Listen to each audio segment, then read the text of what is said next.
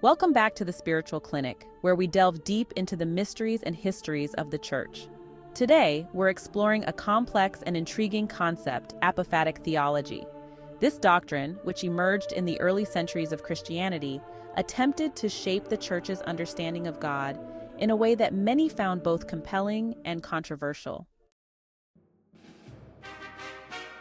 Apophatic theology, also known as negative theology, is the belief that God is best understood by negation, that is, by stating what God is not rather than what God is.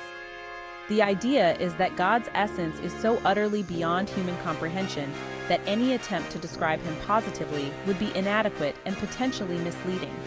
Instead, proponents of apophatic theology argue that the only way to speak truthfully about God is to strip away all attributes and concepts that we might typically associate with him.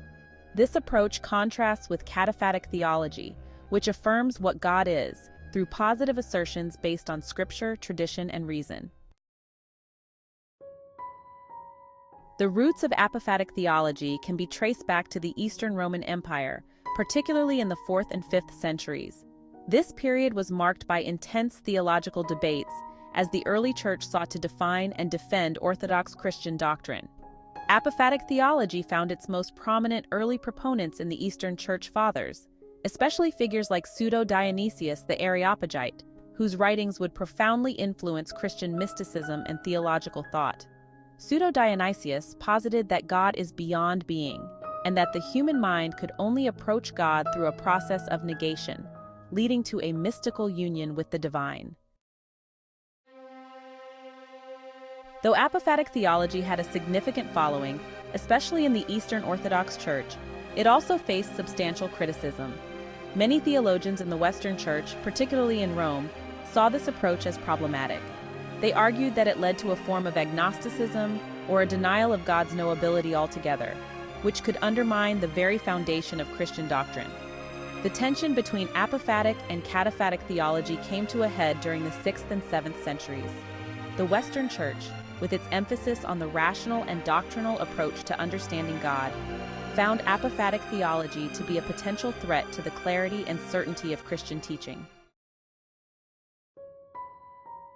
The decline of apophatic theology in the Western Church can be traced back to several key moments, including the Second Council of Constantinople in 553 AD.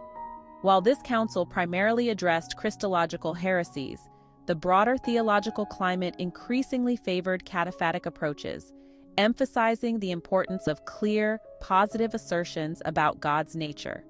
As the Western Church moved toward the scholasticism of the Middle Ages, which emphasized reason and systematic theology, apophatic theology became more marginalized. By the time of Thomas Aquinas in the 13th century, the cataphatic approach had become dominant, with apophatic elements being relegated to the fringes of Christian thought.